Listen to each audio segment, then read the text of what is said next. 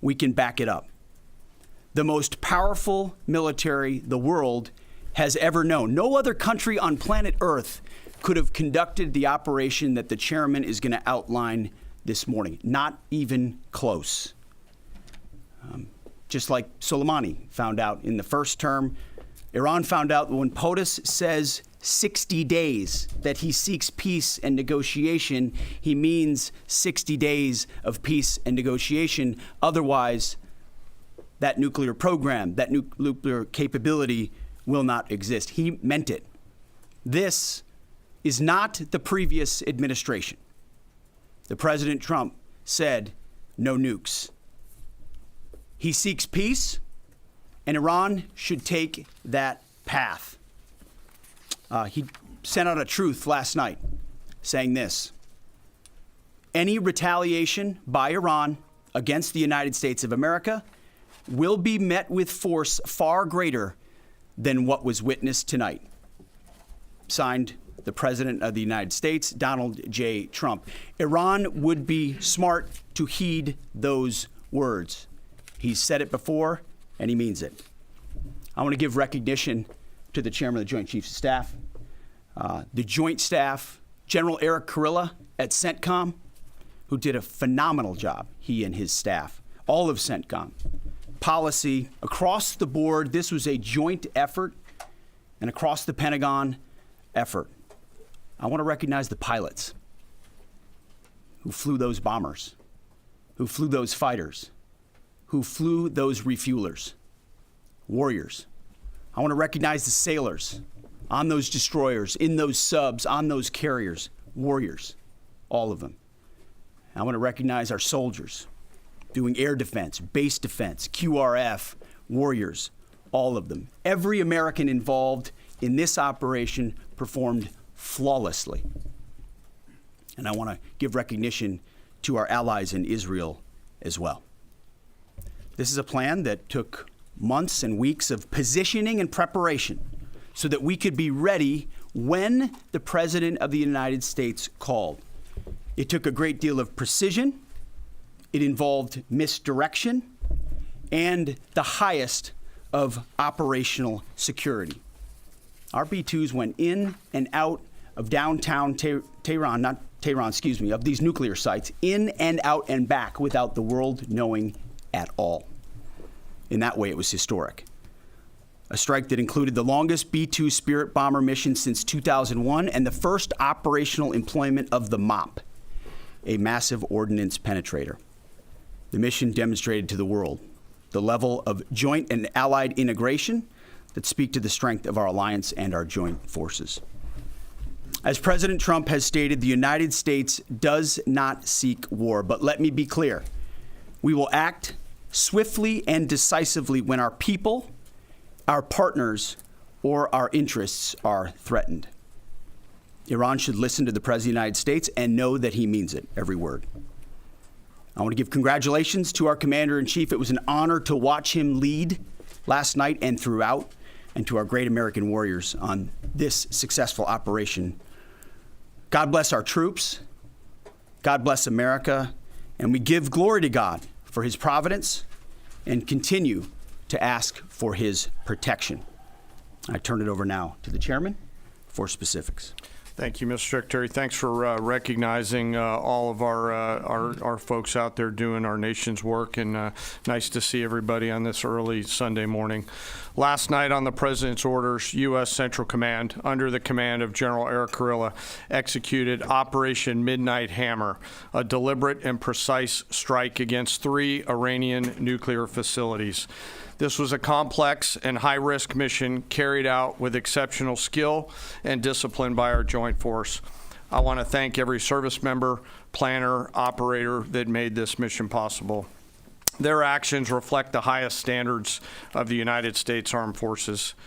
This operation was designed to severely degrade Iran's nuclear weapons infrastructure. It was planned and executed across multiple domains and theaters with coordination that reflects our ability to project power globally with speed and precision at the time and place of our nation's choosing.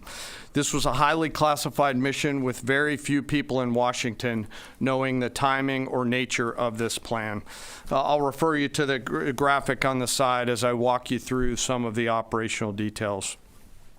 At midnight Friday into Saturday morning, a large B-2 strike package comprised of bombers launched from the continental United States. As part of a plan to maintain tactical surprise, part of the package proceeded to the west and into the Pacific as a decoy, a deception effort known only to an extremely small number of planners and key leaders here in Washington and in Tampa. The main strike package, comprised of 7 B-2 Spirit bombers, each with 2 crew members, proceeded quietly to the east with minimal communications. Throughout the 18-hour flight into the target area, the aircraft completed multiple in-flight refuelings.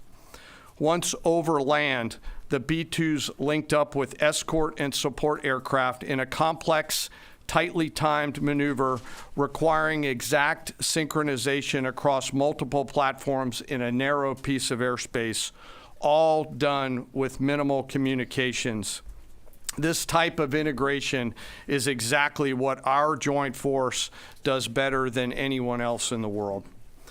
At approximately 5 p.m. Eastern Standard Time last night, and just prior to the strike package entering Iran, a U.S. submarine in the Central Command Area of Responsibility launched more than 24 Tomahawk land attack cruise missiles against key surface infrastructure targets at Isfahan. As the Operation Midnight Hammer strike package entered Iranian airspace, the U.S. employed several deception tactics, including decoys, as the 4th and 5th generation aircraft pushed out in front of the strike package at high altitude and high speed, sweeping in front of the package for enemy fighters and surface-to-air missile threats. The strike package was supported by U.S. Strategic Command, U.S. Transportation Command, U.S. Cyber Command, U.S. Space Command, U.S. Space Force, and U.S. European Command. As the strike package approached Fordo and Natanz, the U.S. protection package employed high-speed suppression weapons to ensure safe passage of the strike package, with fighter assets employing preemptive suppressing fires against any potential Iranian surface-to-air threats. We are currently unaware of any shots fired at the U.S. strike package on the way in. At approximately 6:40 p.m. Eastern Standard Time, 2:10 a.m. Iran time, the lead B-2 dropped 2 GBU-57 massive ordnance penetrator weapons on the first of several aim points at Fordo. As the president stated last night, the remaining bombers then hit their targets as well, with a total of 14 MOPs dropped against 2 nuclear target areas. All 3 Iranian nuclear infrastructure targets were struck between 6:40 p.m. and 7:05 p.m. Eastern Time. Again, that's about 2:10 in the morning local time in Iran, with the Tomahawk missiles being the last to strike at Isfahan to ensure we retain the element of surprise throughout the operation. Following weapons release, the Midnight Hammer strike package exited Iranian airspace and the package began its return home. We are unaware of any shots fired at the package on the way out. Iran's fighters did not fly, and it appears that Iran's surface-to-air missile systems did not see us. Throughout the mission, we retained the element of surprise. In total, U.S. forces employed approximately 75 precision-guided weapons during this operation. This included, as the President stated last night, 14 30,000-pound GBU-57 massive ordnance penetrators, marking the first ever operational use of this weapon. I know that battle damage is of great interest. Final battle damage will take some time, but initial battle damage assessments indicate that all 3 sites sustained extremely severe damage and destruction. More than 125 U.S. aircraft participated in this mission, including B-2 stealth bombers, multiple flights of 4th and 5th generation fighters, dozens and dozens of air refueling tankers, a guided missile submarine, and a full array of intelligence, surveillance, and reconnaissance aircraft, as well as hundreds of maintenance and operational professionals.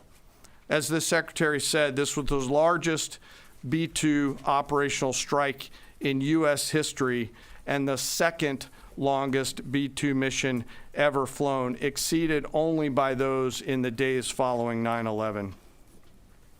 Well prior to the strike, General Kurilla elevated force protection measures across the region, especially in Iraq, Syria, and the Gulf. Our forces remain on high alert and are fully postured to respond to any Iranian retaliation or proxy attacks, which would be an incredibly poor choice.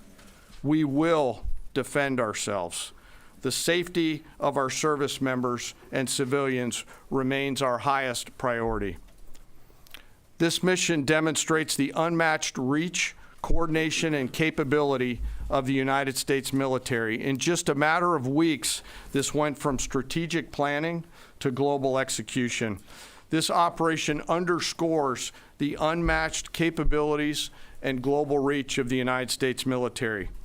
As the President clearly said last night, no other military in the world could have done this. I join the President and the Secretary in being incredibly proud of the air crews, naval forces, cyber operators, planners, and support teams, and commanders who made this mission possible. It is their skill, discipline, and teamwork that makes this operation possible. I am particularly proud of our discipline related to operational security, something that was of great concern to the President, the Secretary, General Kurilla, and me, and we will continue to focus on this. As we stand here this morning, many assets are still airborne, and we have hundreds deployed.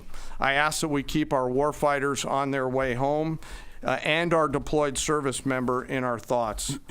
Our joint force remains ready to defend the United States, our troops, and our interests in the region. Thank you very much. We will take a few questions, Phil. Me? Yeah. So, is regime change off the table, Mr. Secretary? And to the chairman, you said the battle damage assessment is still ongoing, but do you believe that some nuclear capability in Iran remains? This mission was not and has not been about regime change. The President authorized a precision operation to neutralize the threats to our national interests posed by the Iranian nuclear program and the collective self-defense of our troops and our ally Israel. Thanks for your question. I think BDA is still pending, and it would be way too early for me to comment on what may or may not still be there. But thanks for the question. Green. No, behind you. Excuse me, Mr. Secretary, can you tell me, was there a particular moment when the President decided to pull the trigger on this operation where he said, now, rather than being, something in the holster, now we're going to pull the trigger on it? I would just say, having the opportunity to witness his leadership, he was fully committed to the peace process, wanted a negotiated outcome, gave Iran every single opportunity, and unfortunately was met by stonewalling, which is why he gave them plenty of time to continue to come to the table and give up enrichment, give up the nuclear program. But there was I won't say the particular moment, there was certainly a moment in time where he realized that it had to be a certain action taken in order to minimize the threat to us and our troops. Yeah. General, you say that General Kurilla increased force protection in Iraq, Syria, and Gulf, in those areas. Were they given any advance warning the attacks were coming? And also, Mr. Secretary, when were congressional leaders notified? How long before the attacks took place? Sir, to your first question, you know, the risk has clearly been rising over the last few weeks in the region. Based on that and not a particular awareness of this operation, we've made smart decisions to minimize the risk to U.S. forces in the region. So they were given no advance warning? No, sir. And congressional? They were notified after the planes were safely out. Well, we complied with the notification requirements of the War Powers Act. After the attacks, they were notified? They were immediately thereafter. Yes. Thank you, Secretary. Two quick questions. Do you believe you completely destroyed Iranian nuclear program? And how about Iranian ballistic missiles? Your ally as Israel always saying that is biggest threat. And second question is very important. What will be your next step if Iran or militias under Iranian influence in the region attack U.S. interests or allies in the region? And you can chime in on this too, Mr. Chairman. The battle damage assessment is ongoing, but our initial assessment, as the chairman said, is that all of our precision munitions struck where we wanted them to strike and had the desired effect. Which means especially in Fordo, which was the primary target here, we believe we achieved destruction of capabilities there. Ultimately, wherever it may be, whether it's in Iraq or Syria or bases in the Gulf, as the president said, it would be, as the chairman said, it would be a very bad idea for Iran or its proxies to attempt to attack American forces. Yes. Thank you, Mr. Secretary. Regarding retaliations, Iran and North Korea are cooperating on nuclear and missile development. Do you think there is a possibility that Iran, North Korea, and the other forces, such as China, will join forces to retaliate against the United States?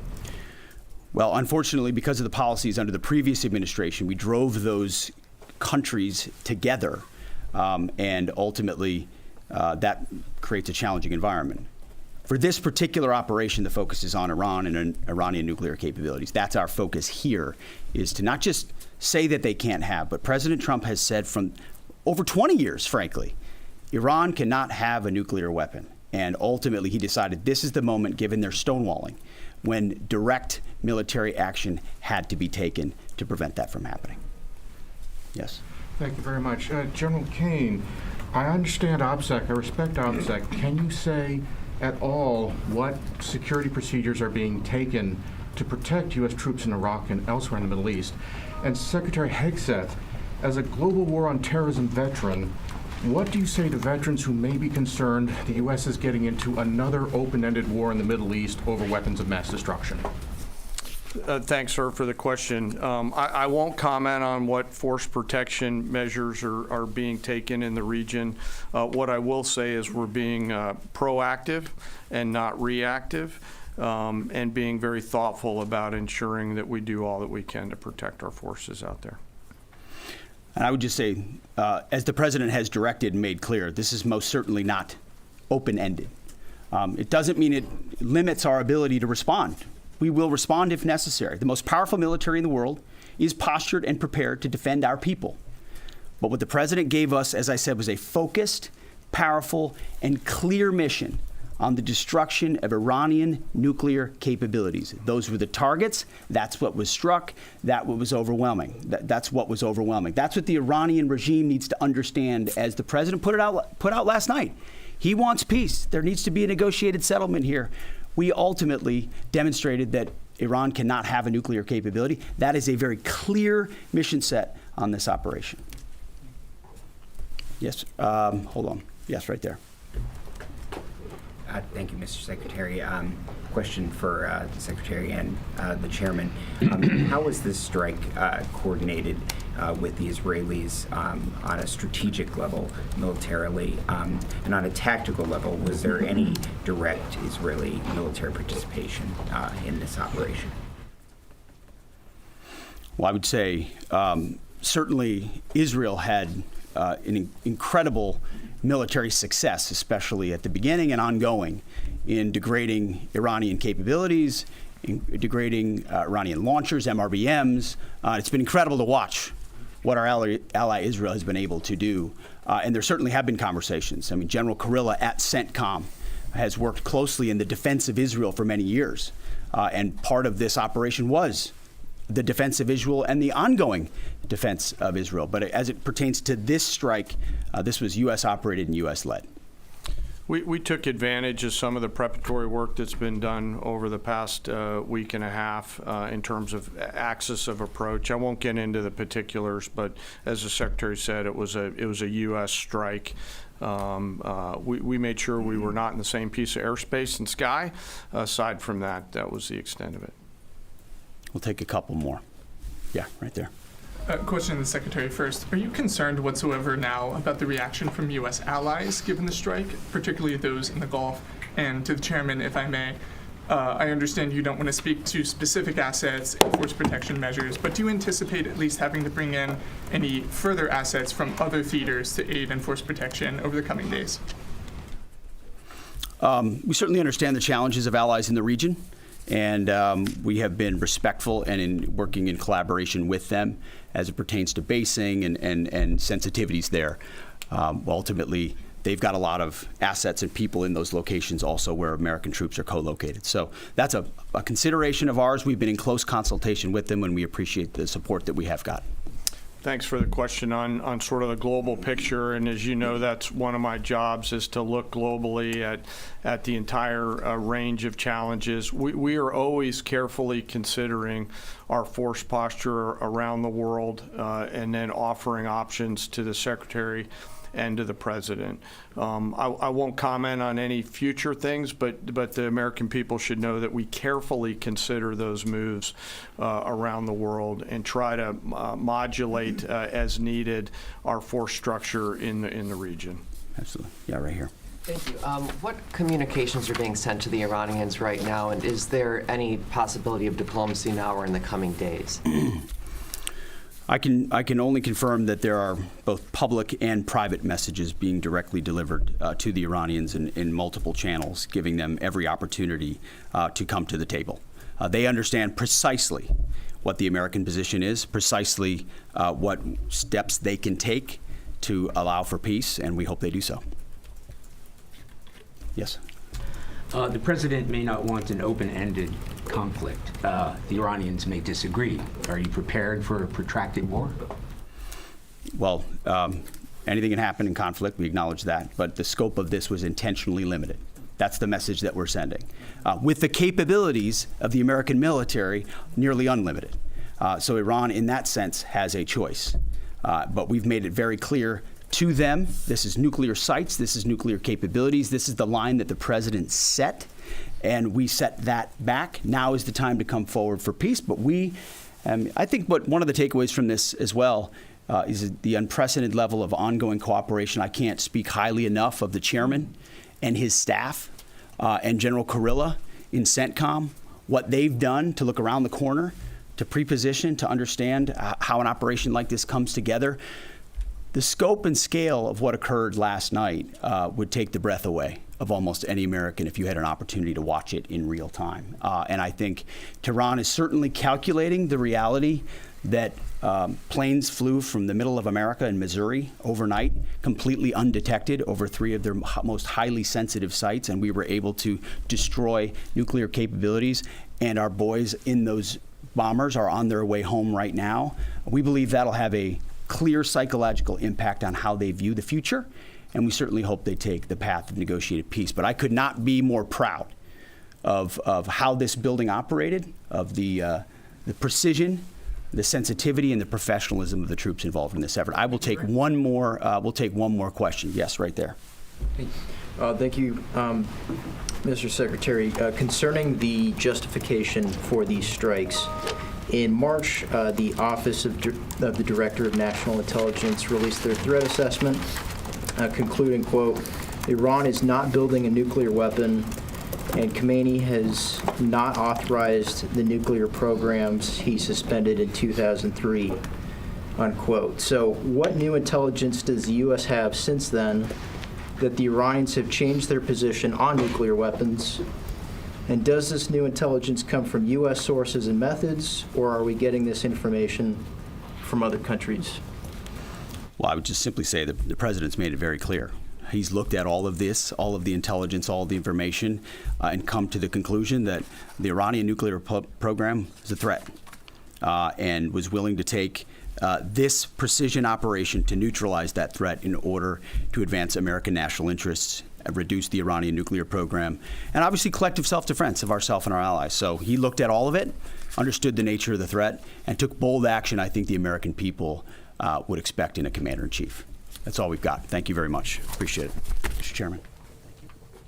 We have been listening as top officials there at the Pentagon describing what they're calling Operation Midnight Hammer, the U.S. airstrikes on Iran. They say it took all of 25 minutes for U.S. B-2 bombers to drop 14 bunker buster bombs on Iranian nuclear targets. They say they hit them.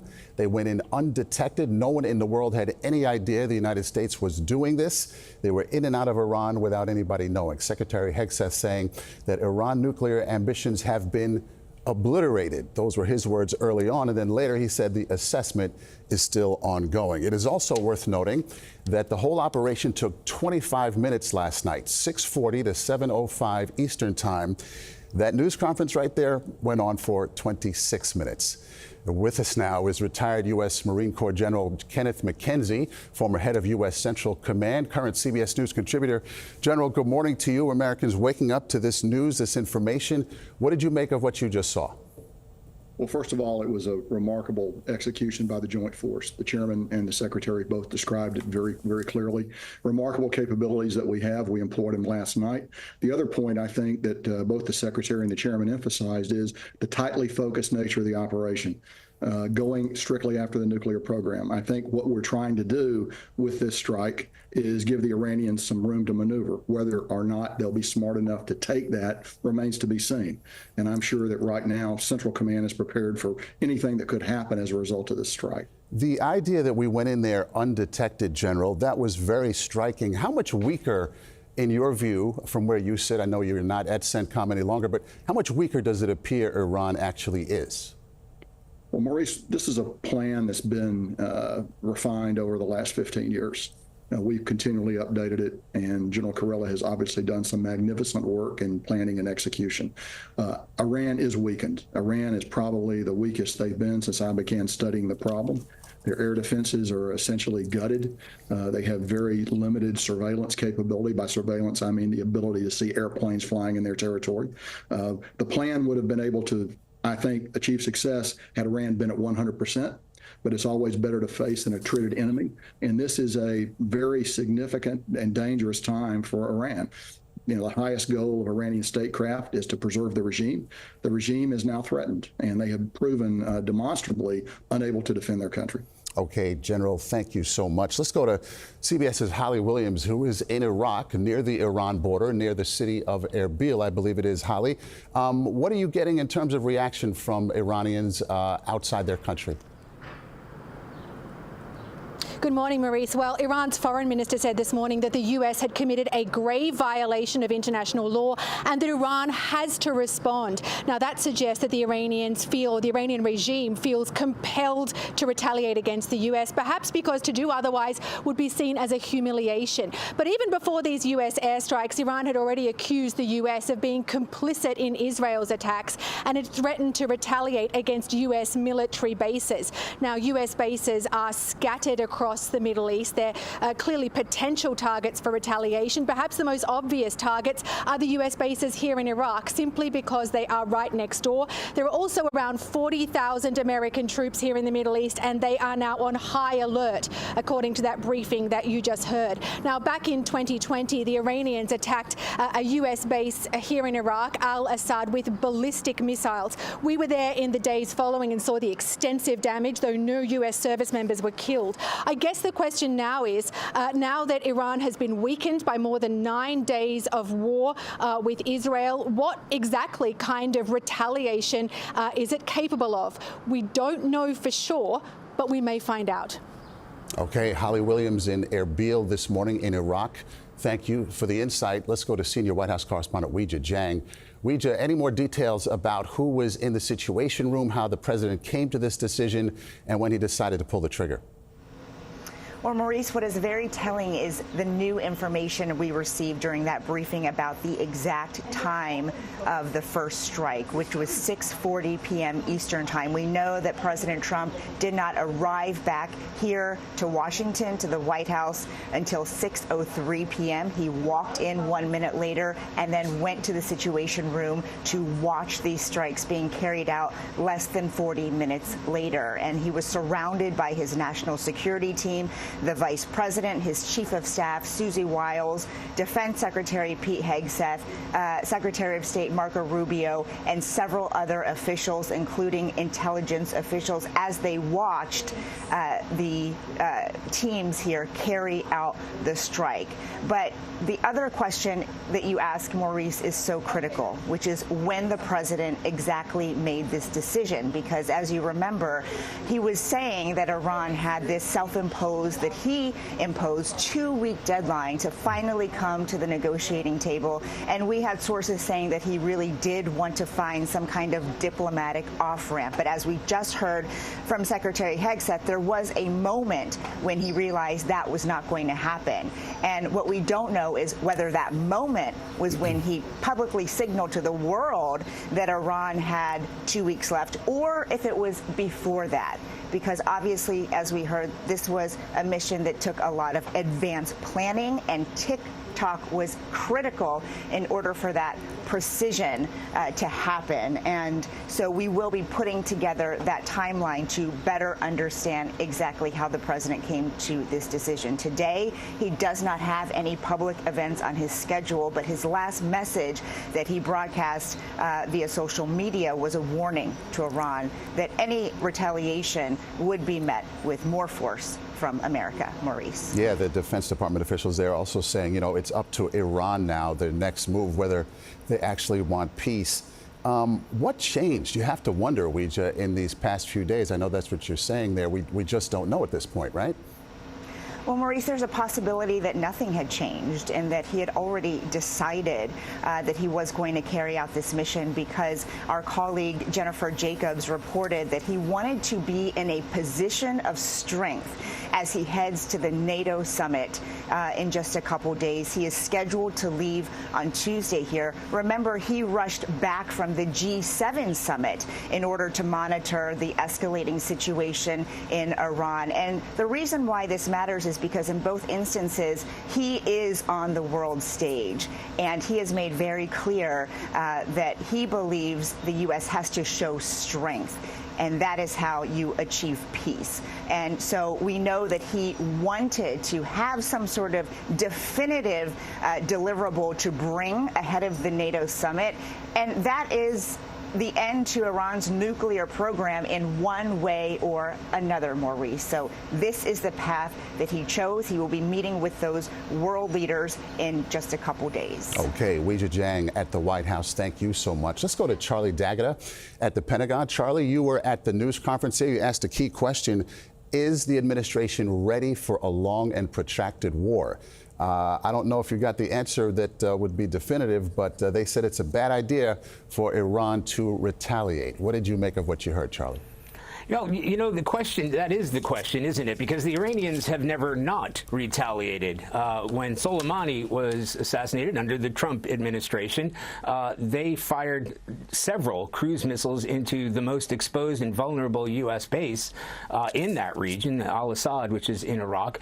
We were told today by the Defense Secretary and Joint Chiefs of Staff that they have taken specific measures in places like Iraq and Syria and in the Gulf, where the American forces are well within reach, not only of Iranian missiles, but Iranian-backed proxies, in fact, surrounded by them in the case of Iraq and Syria. So there wasn't a sort of definitive answer, and we didn't want to really get into operational security that would show the vulnerabilities of our U.S. forces there. But it is worth noting that none of them, it was pointed out in that press conference, nobody in that region was given notice of the operation until it was over. There had already been enhanced security measures in place. As we've reported, you and I have spoken about it before, about the beefing up of U.S. military presence in that region. There's a carrier strike group there. There are a dozen destroyers. You heard in that press conference a submarine. We never know how many submarines are in the region, but the submarine took part in that attack against Iran. So, you know, the U.S. military is beefed up, and there are several bases within reach. You know, you've got the Fifth Fleet in Bahrain, Kuwait.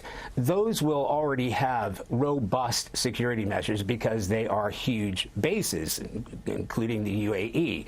But in the areas where the U.S. forces are more exposed, the 2,500 or so in Iraq, where Holly was just reporting from, in northern Iraq, there are a number of forces there, parts of Syria. This is where U.S. forces are well within reach and don't have the kind of, you know, anti-air support that you would have at these larger bases.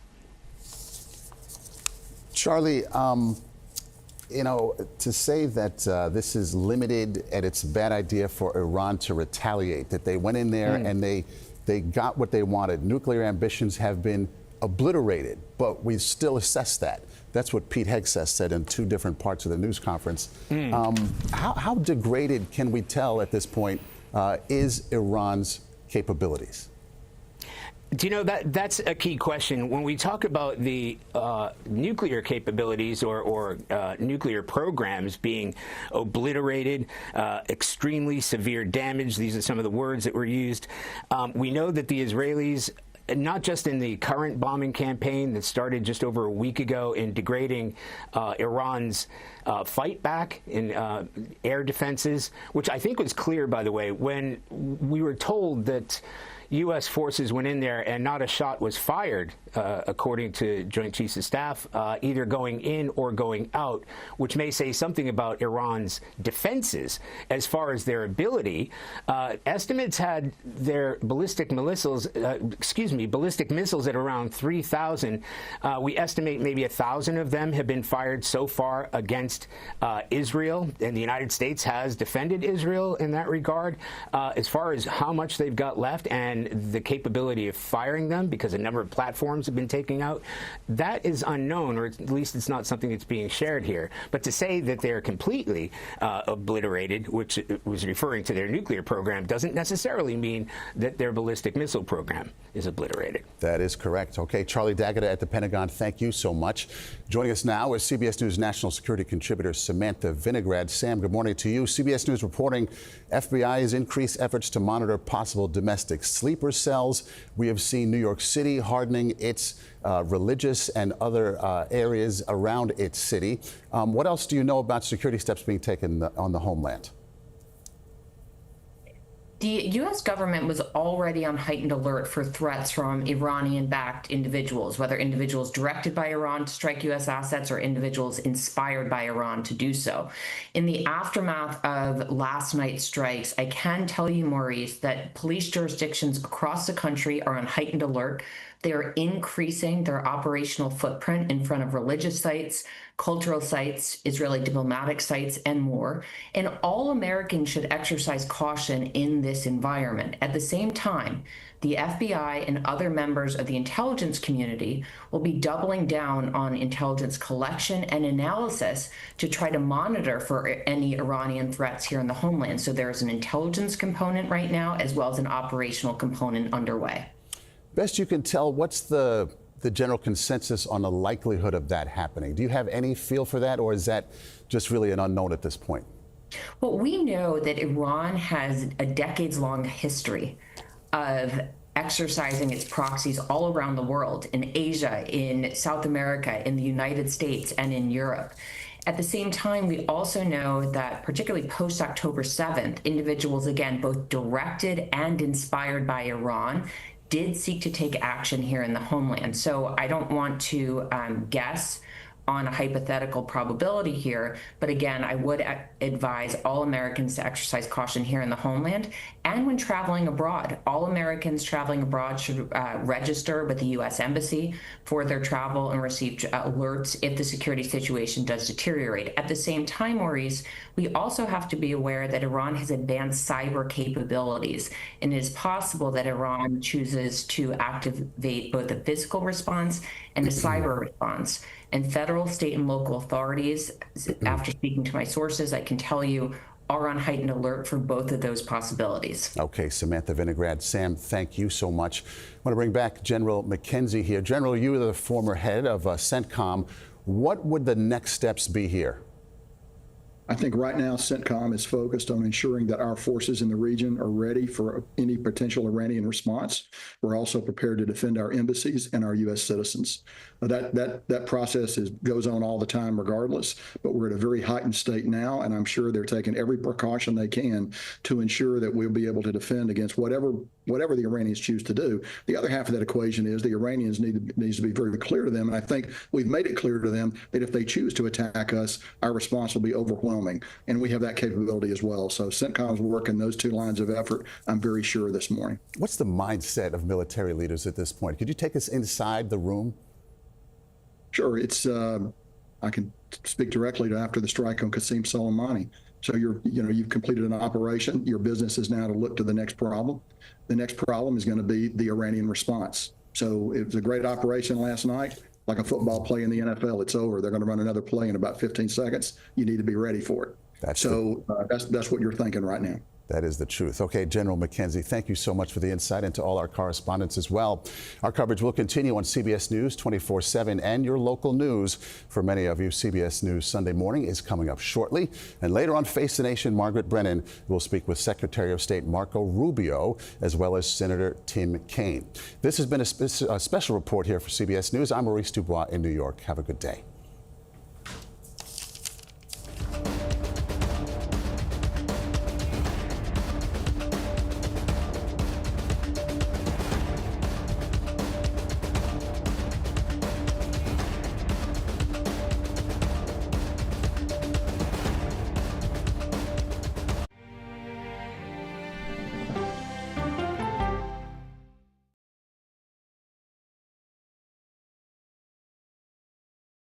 What happens when you get conversation over conflict? I think they've taught me to have grace and compassion. When we follow the human side of the headline. I'm not asking that we ignore disability, rather that we do not ignore ability. When news takes you where the story happens. We've just crossed into Lebanon. When the world's best journalists come together to cover your world, you get the all-new CBS Evening News every weeknight.